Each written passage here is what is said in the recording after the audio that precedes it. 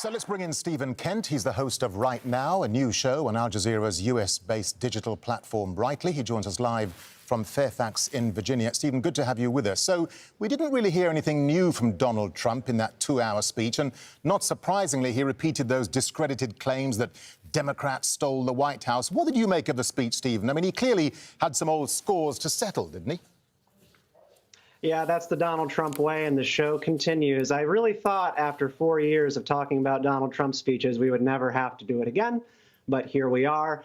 I think at the end of the day, it was hitting a lot of the same notes, and it was putting out the same grievances in the list of enemies. But at the end of the day, what this speech was about and what Donald Trump's appearance at CPAC was about was halting the momentum of his future rivals for 2024. CPAC is normally where future talent and the next minds of the Republican Party are sort of put up for a vote and introduced to the base. And Donald Trump showed up here to halt all of that, to keep the attention on him so that he can be the kingmaker. Yeah, and that's an interesting point you make, Stephen, because many high-profile Republicans like Mitch McConnell, Mike Pence, they stayed away from the conference. So what did Trump's speech tell us about the divisions within the party and perhaps the future direction of the GOP?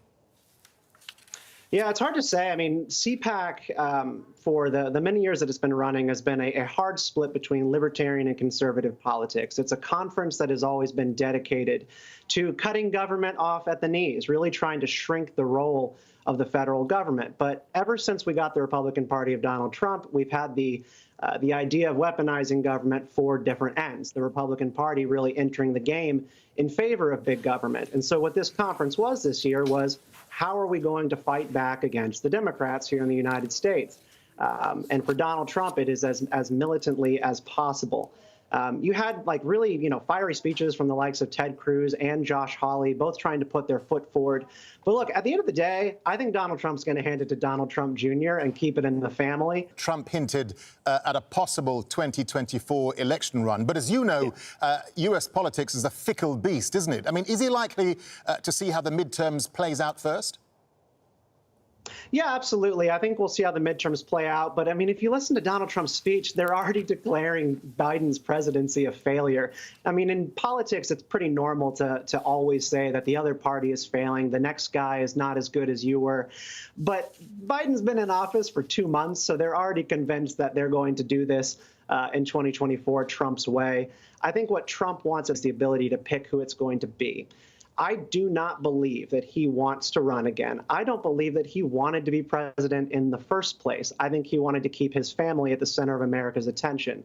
And I think he's going to hand it to Donald Trump Jr. to be the candidate. And Ted Cruz and Josh Hawley and all these other people who've tried to endear themselves to President Trump for 4 years are going to once again be backbenched.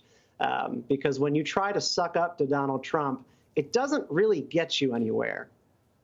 Stephen Kent, great to get your thoughts. Thank you very much indeed for talking to us here.